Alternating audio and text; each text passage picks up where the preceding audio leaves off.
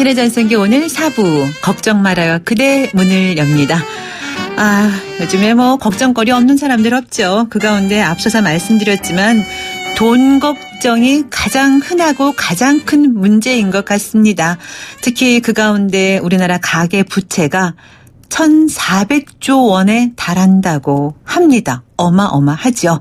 그래서 정부에서도 대책을 발표하고 있고 또 다른 가계부채 계획을 발표할 예정이라고 하는데 그만큼 심각하기도 하겠지만 해법을 찾기가 참 어려운 문제인 것 같습니다. 그래서 오늘 걱정 말아요 그대 이 시간에 한국 파산회생변호사회 회장님과 함께 이야기를 나눠볼까 하는데요. 이 한국파산회생변호사회를 포함해서 여러 단체가 모여서 가계부채 문제 해결에 나섰다고 합니다. 정말 감당할 수 없는 빚으로 고생하고 있는 분들을 위해서 도움을 주고 계신 건데 그래서 오늘 한국파산회생변호사회 회장인 백주선 변호사 모시고 가계부채 문제와 또 파산회생 절차 그 과정에 대해서 알아보도록 하겠습니다. 안녕하세요. 네, 안녕하십니까. 참 오랜만에 뵙죠? 몇 개월. 세월이 너무 빨리 지나갔어요. 한 5, 6개월 정도 된 것 같습니다. 네, 근데 안 본 사이에 훨씬 더 청년이 되셔서 돌아오신 것 같아요. 무슨 일이 있었어요? 좋은 일? 아닙니다. 특별히 무슨 일이 있었다기보다는 그냥 계속 건강하게 그리고 제가 하고 있는 게 짐스럽지 않도록 스스로를 관리하면서 이게 재밌는 일이다 즐거운 일이라고 생각하니까 더 계속 잘할 수 있는 것 같고 보시기에 좀 더 젊어졌다고 생각하는 것 같은데 특별한 일이 있어서 그런 것은 아닙니다. 그러세요? 왜냐하면 또 이 한국 파산회생 변호사회 회장을 맡으셔서 그 빚으로 고생하시는 많은 분들에게 또 도움을 주고 계시잖아요. 그래서 더 얼굴이 좋아 보이시는 것 같아요. 많은 사람들을 이렇게 고민해서 이렇게 빠져나오게 해주셔서. 네, 고맙습니다. 제가 도움을 준다 이렇게 생각하는 것은 아니고 제가 재밌고 즐거운 일이라고 생각해서 하는 것이고요. 그리고 제 스스로도 좀 이 일을 계속 잘할 수 있도록 스스로 이제 가족들하고 여행을 간다거나 이렇게 관리를 하면서 하기 때문에 힘들다고 생각하는 것은 아닙니다. 네. 마음의 그릇을 제대로 잘 담고 계신 것 같습니다. 고맙습니다. 제가 오프닝에서 우리의 마음 그릇을 어떻게 놓고 있느냐 이런 말씀을 잠깐 드렸었거든요. 네. 그런데 사실 가계부채 문제 참 심각하잖아요. 네. 그렇습니다. 이 한국파산회생변호사회를 포함한 여러 단체가 모여서 이제 이 가계부채 문제 해결에 나섰다고 했는데 좀 소개를 간략하게 좀 해주시죠. 기존에 이제 가계부채 문제 해결에 관심을 가지고 있던 참여연대 경제금융센터라든가 민변 민생경제위원회 그리고 주빌은행 등하고 창립한 지 이제 얼마 안 된 1년 된 한국파산회생변호사회가 모여서 가계부채 문제 해결 방안을 제시하는 공동 기자회견을 지난달에 했었고요. 그리고 아직 정기적인 회의로까지 발전하진 않았지만 앞으로 정기적인 회의도 하고 필요한 활동을 같이 하려고 뭉쳐서 이제 있습니다. 그러면 소송 구조인단이라는 그런 것들이 이렇게 꾸려져서 활동을 하는 건가요? 어떻게? 이제 한국파산회생변호사회는 이제 소송 구조인단을 별도로 지금 꾸린 상태는 아니고요.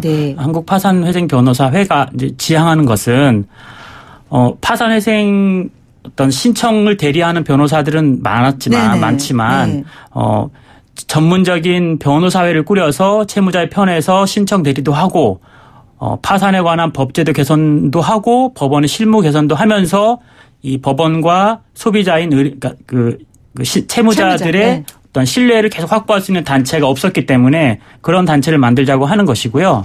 그리고 현재는 소송 구조 즉 파산과 관련해서 도움을 받을 수 있는 단체가 여러 군데가 있는데 일단 서울회생법원이라는 법원에서도 무료 법률 상담을 제공하고 있고 그다음 법률구조공단 그리고 서울금융복지상담센터, 성남시 금융복지상담센터 등에서도 채무자에 대해서 채무 상담, 재무조정 상담 이런 것들도 하고 신청에 필요한 변호사 비용이라든가 이런 것들도 다 지원을 하고 있기 때문에 요즘은 알아볼 수 있는 데가 다양히 있고요. 그리고 앞으로는 파산회생 변호사에서도 별도의 이 지원단을 좀 꾸려서 운영할 생각이긴 합니다.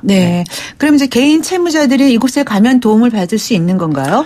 일단 전화를 주시면 저희 아까 앞서 설명드린 회생법원 금융복지상담센터에도 전화를 하시면 그런 지원을 받을 수 있고 저희 변호사 회의도 연락을 주시면 적절하게 안내를 해드릴 수는 있습니다. 네. 사실 몰라서 못하는 경우도 있고요. 네. 하고 싶은데 어떻게 해야 되는지도 모르고 이거 네, 해도 네. 괜찮을까 이런 걱정이 앞서기도 하고 그런 분들 많으실 것 같은데 아마 네. 이곳에 연락을 하시면 이제 도움을 받을 수 있다고 하니까 관심을 가져보셨으면 좋겠고요. 이 파산회생 제도를 통해서 우리 변호사님도 이제 많은 분들을 만나다 보면은 또 새롭게 드는 생각도 많았을 것 같아요. 네네. 네, 어떠셨어요? 뭐 저도 처음에 이제 파산회생 절차에 대해서 빚을 안 갚는 게 이게 안 갚으려고 하는 것 내지는 안 갚는 것을 도와주는 게 정당한가 이런 생각을 처음에는 이제 했었는데 글쎄요, 네.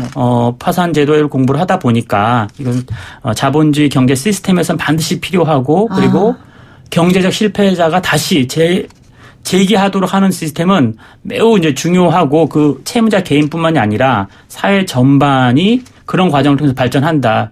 예컨대 실리콘밸리 같은 경우에도 2번, 3번 창업해서 실패한 이후에 성공을 함으로써 그 성공한 기업들이 뭐 미국 전체 내지는 전 세계적으로 영향을 주는 그런 사례가 많기 때문에 네. 우리도 그런 과정을 이제 밟을 필요가 있다고 생각을 하고 그렇기 때문에 파산회생 제도가 매우 경제적으로도 중요한 제도다 이렇게 네. 생각을 하게 됐습니다. 이것도 약간의 그 생각, 그 관점을 좀 달리할 필요가 있다라는 생각이 드네요. 우리 변호사님 말씀 듣다 보니까. 네네. 왜냐하면 이제 파산 신청을 하려는 사람도 이걸 하면 혹시 또 내가 낙인이 찍히는 거 아닌가? 내가 이런 네. 생각할 수도 있고, 나 정도 되는 사람까지도 파산 신청을 하면 나보다 훨씬 못한 사람들도 많은데 이런 생각하는 분들도 분명히 있을 수도 있고요. 네. 또 반대로 이런 사람까지 파산 신청을 다 하게 해서 해주면 어떡해. 그러면 열심히 빚 갚고 사는 사람들은 뭐야. 네. 이렇게 생각하는 사람도 있잖아요. 네네. 네. 아마 이제 그 마지막에 강조하셨던 네. 성실하게 빚 갚는 사람들은 뭐야라는 부분에서 가장 의문을 이제 제기를 많이 하시는데 빚을 갚을 수 있는 형편이 되는 분, 재산이 있고 소득이 있는 분들은 빚을 성실하게 갚아야 되겠죠. 네. 제가 얘기하는 것은 그렇게 그러니까 재산도 없고 소득도 없는 분들을 계속 빚진 채로 놔두는 것이 정말 바람직하냐. 사회 전체적으로 의미가 있는 거냐라는 네. 건데요. 빚진 채로 놔둔다고 해서 사회적으로 더 나은 것은 없고 오히려 그 사람의 어떤 그동안 사회활동의 경험과 재능을 빚을 털어줌으로 해서 살리는 것이 사회 전체적으로 훨씬 더 유용하다. 이런 관점으로 접근해야 된다는 거죠. 네. 생각을 조금 달리 해보셔서 서로 다 같이 상생할 수 있는 그런 방법을 찾아주시는 건가요, 그러면? 그렇습니다. 네. 자, 현재 그 파산 회생 제도는 어떻게 이루어지는지 네. 그 절차를 궁금해 하시는 분들이 상당히 많은 것 같아요. 네. 네. 복잡하지는 않은가요? 이제 법원에 내가 지금 이러저러 해서 빚이 많아졌고 또 이러저러 해서 그 많은 빚을 못 갚게 되었다. 빚이 많은 것 자체가 중요한 게 아니라 빚을 현재 못 갚게 되었다라는 것을 설명하고 그렇기 때문에 나의 그 사회적인 회생을 위해서 빚을 면책해달라는 신청을 하는 것이고요. 네. 그렇게 신청을 하면 빚이 왜 많아지게 되었는지 혹시 사치하거나 도박을 해서 그런 건 아닌지 이런 것들을 다 확인해 보고 네. 지금 재산이 없다고 하는데 정말 없는 것인지 이런 것들도 다 확인한 다음에 정말 성실하게 살았지만 불운해서 빚을 못 갚게 되었다는 것이 확인이 되면 네. 법원에서 그걸 확인하고 빚을 면책해 주는 절차고요. 네. 그게 이제 파산 절차가 있고 회생 절차가 있는데 회생 절차는 지금 이제 일부 소득을 가지고 있는 분들에게는 한 3년에서 5년 동안 나눠 갚게 하고 나머지 빚을 면책시키는 것이고 아까 말씀드린 이런 절차를 개인이 다 스스로 찾아가기 힘들다면 무료로 이런 서비스를 제공하거나 지원해 주는 데서 상담을 받을 수도 있고 아니면 조금 여력이 있다면은 법률사무소나 법무법인에 찾아가서 상담을 제대로 받고 신청해 볼 수가 있습니다. 네. 연예인들 가운데도 이제 또 파산 신청했던 그 연예인들이 좀 있더라고요. 간혹 보면. 네, 요즘은 이제 많이 이제 신문지상에 오르내리고 있습니다. 네. 기억나는 분들이 몇 분이 있는데 네. 또 그러면서도 또 열심히 지금 활동하고 있는 분들도 많이 계셔요. 네네네. 네. 그러니까 저는 이제 아까 계속 강조하는 빚을 갚을 수 있는 형편에 있는 분들은 빚을 갚으면 되고 그런 분들은 파산 회생이나 파산 면책되지 않는다라는 거고 다 이제 꼼꼼히 살펴봐서 빚을 갚을 수 없는 형편에 있는 분들만 면책이 되는 것이기 때문에 자신의 상황에 맞게 판단을 하고 선택을 하시면 된다고 생각합니다. 네. 지금 이제 이런 그 이야기를 나누다 보니까 사연이 많이 들어오고 있는데요. 일단 구체적인 사연을 통해서 한번 알아보겠습니다. 첫 번째 사연 왔네요. 저는 평범한 회사원이에요. 열심히 산다고 살았는데 빚만 자꾸 늘어나네요. 한 달 열심히 벌어서 카드값 갚고 나면 또 제자리고 늘 이런 식으로 한 달 힘들게 보내다가 주변 지인들에게 개인 회생 파산이란 제의를 들었어요. 빚은 5천 정도 됩니다 하셨는데 이거는 좀 일반적인 것 같은데 이런 네. 경우에는 가능한가요? 파산 신청이? 그러니까 중요한 것은 본인의 현재 재산이나 소득으로서 지금 있는 빚을 다 못 갚은 상태이냐 네. 이것을 확인하는 것이 먼저 필요하고요. 요 사만 가지고 바로 뭐 파산이나 회생이 되겠다 안 되겠다 이렇게 말씀드리기는 어려운데 일단 카드값 갚고 나면은 뭐 나머지 생활비도 없다라고 한다면 거의 이제 그 소득으로 현재 소득으로는 빚을 갚기 어려운 상태에 있다라고는 보이고 그렇기 때문에 파산이나 개인회생 신청을 해볼 수는 있을 것 같은데 다만 이분은 회사원으로서 소득이 일부 있기 때문에 네. 그 자기 소득에서 법원에서 정해주는 만큼은 빚감대 쓰고 그렇게 하고 뭐 그래도 이제 못 갚는 게 있으면 면책 받는 개인 회생을 신청해 볼 수는 있을 것 같습니다. 개인 회생. 네. 그러니까 개인 회생 따로 또 파산 신청 따로. 네네. 그 제도가 이제 다른데요. 네. 파산은 그 현재 재산도 없고 소득도 전혀 없어서 뭐 자기 소득의 일부를 빚감대 쓸 수도 없는 상태에 있는 분들은 바로 파산 면책 결정을 바로 받는 것이고요. 네. 개인회생은 그래도 자기 소득이 있고 그 소득 중에 일부를 빚감대 쓸 수 있는 그 정도 여력이 있는 분들한테는 빚을 이제 최장 한 5년까지 나눠 갖게 하고 그리고 나서도 못 갚는 것을 면책하게 하는 것이 개인회생입니다. 네. 그래서 파산 신청을 해서 빚을 면책을 받았는데 네. 그러고 나서 예를 들어 곧바로 직업을 갖는다면 어떻게 돼요?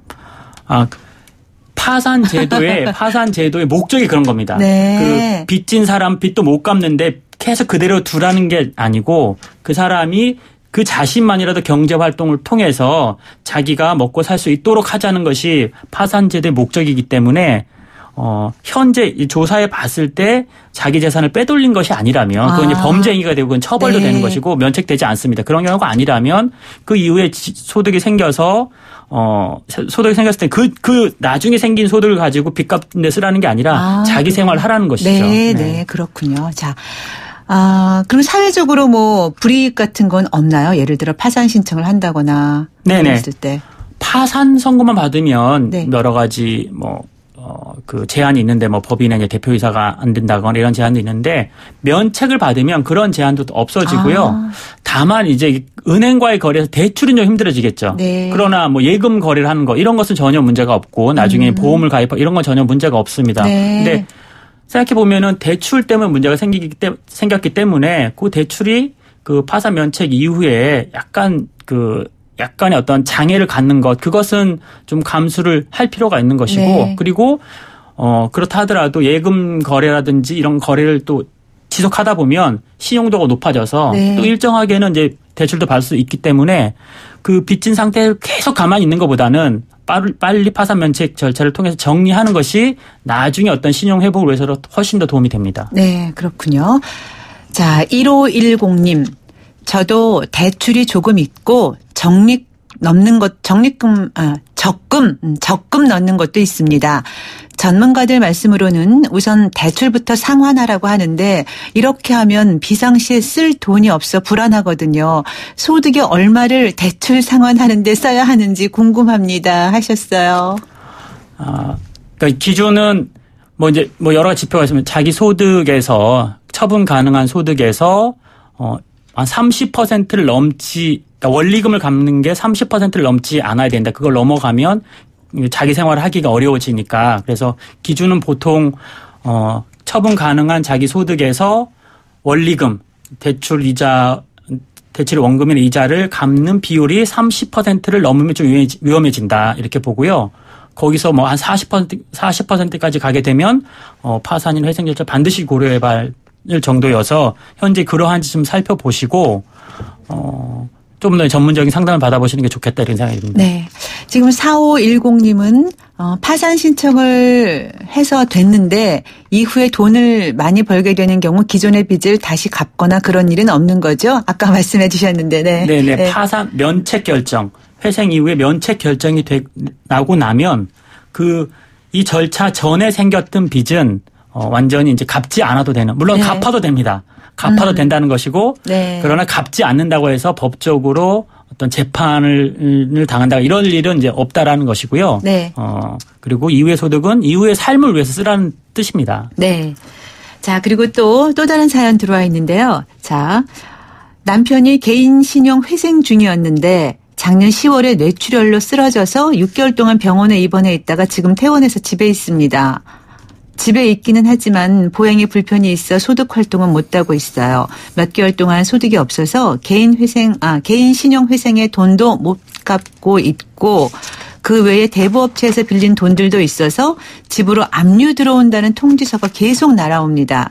파산 신청을 하고 싶은데 개인 신용 회생 중이면 파산 신청을 할 수 없나요? 지금 소득이 전혀 없고 제가 조금씩 번 돈으로 생활하고 있는데 남편 빚을 갚을 능력도 되지 않고 있습니다. 어떻게 해야 할지 막막합니다. 이분은 진짜 앞서 사연보다 정말 막막한 경우인데 네네. 이런 분들 많이 만나셨죠? 네, 이런 경우가 굉장히 또 많이 있고요. 네.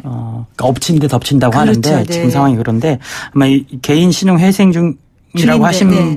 분의 의미는 신용회복위원회에서 하는 워크아웃을 말씀하시는 것 같은데 법원 절차에 따른 회생 절차는 아니고 신용회복위원회라는 채무조정기구를 통해서 하고 있는 것 같은데요. 네. 이런 경우라고 하더라도 파산 신청은 별도로 할 수가 있고 그리고 법원에서 하고 있던 개인회생 즉 개인회생 신청할 때는 소득이 있어서 빚을 일정 정도 나눠 갚고 나머지를 면책받겠다고 했다고 하더라도 중간에 더 어려워졌을 때는 잘 중단하고 바로 파산 선고를 받고 면책을 받을 수도 있기 때문에 저는 이제 불가능한 것이 아니기 때문에 구체적인 상담을 받아보시는 게 꼭 필요할 것 같습니다. 네. 대부업체 같은 데서 빌린 돈 같은 경우도 다 탕감이 되나요? 은행 대출이 아니고. 이제 신용회복위원회에서 협약이 된 대부업체의 빚은 워크아웃이 되는데 그렇지 않은 경우는 안 되고 대부업체의 빚이나 개인의 빚 이런 것은 법원을 통한 파산이나 회생 절차에서는 다 면책을 받을 수 있는 네. 그런 부채에 해당하기 때문에 그러니까 워크아웃에서 해당하지 않았다 하더라도 법원을 통해서는 가능하기 때문에 이런 경우에도 법원을 통한 파산 신청이나 개인의 신청을 고려해 볼 수가 있습니다. 네. 근데 예를 들어 이제 본인은 그렇지만 예를 들어 자녀들이 좀 재산이 있는 경우는 네네. 어떻게 그것도 자녀 재산하고는 별개인가요? 별개죠. 그러니까 그렇지만 채무자가 자녀에게 명의를 돌려놨다 이렇게 의심이 되거나 실제 그렇다면 그거는 채무자의 재산으로 봐서 빚감대에 써야 되지만 그게 아니라 자녀가 자기 직장 생활을 한다거나 어떤 투자를 통해서 번 돈 그건 순전히 자녀의 돈이기 때문에 그 자녀의 돈이 있다고 해서 그걸 부모인 채무자가 대신 자기 빚감대에 쓸 수 있거나 채권자들이 자녀의 돈을 이용해서 빚 갚아라 이렇게 말할 수는 없습니다. 네. 명의를 돌려놓고 신청하는 경우도 있나 보죠? 이제 가장 의심을 많이 받는 게 이제 어린 자녀들, 미성년의 네. 자나 아직 경제활동을 아직 못하는데 재산이 많을 때 혹시 이제 부모로부터 받은 돈이 아니냐 이런 경우를 따져보게 되고 그러다 보면은 찾아보면 자신이 아무래도 좀 불안하니까 자녀 앞으로 재산을 돌려놓는 경우가 있는데 상당히 조사 과정에서 다 걸러지게 되고 네. 그리고 이것도 이제 범죄 행위가 되기 때문에 네. 이런 경우에는 파산 면책되지 않습니다. 네. 자, 0120님. 파산 신청은 몇 번까지 가능한가요? 하셨어요. 제한이 있는 건 아니고요. 네. 다만 이렇게 되어 있습니다. 파산 면책을 받은 경우에는 7년 이내에 다시 면책을 못 받고요. 개인 회생, 아까 말했던 일부 빚을 갚고 나머지 면책받는 개인 회생 경우에는 5년 이후에는 동일하게 면책을 못 받기 때문에 그 기간에 제한만 있고 횟수 제한이 있는 것은 아닙니다. 네, 그렇군요. 그러면 개인 신용 회생 절차는 어떤가요? 이 개인 신용 회생 절차라는 게 법원의 절차는 파산 제도 아니면 개인 회생 제도인데 신용 회생 제도는 아까 말씀드렸듯이 채권 은행들하고 협약이 되어 있는 신용회복위원회를 통해서 워크아웃 하는 경우를 말하는 것 같은데 이것은 이제 법원의 절차하고는 무관하고 어떻게 보면은 채권자와 채무자가 자율적으로 협의를 해서 뭐 빚의 규모를 줄인다거나 아니면 빚 갚을 기간을 좀 연장해 줌으로써 조금 더 빚을 원활하게 갚을 수 있도록 지원하는 것이라고 보면 될 것 같고요. 네. 네. 네. 자, 지금 사연이 계속 들어오고 있습니다. 지금 또, 세 번째 사연인데요. 아버지께서 은행 대출이 8천 정도 있으십니다. 8월에 그런데 뇌경색 진단을 받아서 오른쪽 편에 마비가 왔고 요양병원에서 치료 중이십니다. 어머님은 간호 중이시고 저랑 동생이 직장 생활을 하고 있고 제 명의로 은행 대출 집담보 2억 원이 있습니다. 동생이랑 제가 번 걸로 대출금, 생활비, 병원비로 다 쓰는데 아버지께서 대출받은 8천만 원까지 갚기는 너무 힘들 것 같아요. 이럴 경우 아버지 이름으로 된 빚 파산 회생 신청 가능할까요? 요양 등급은 나왔는데 혹시 장애 등급 받으면 파산 신청이 더 어려워진다거나 하는 부분이 있나요? 하셨어요. 그렇지는 않고요. 지금 상황은 이제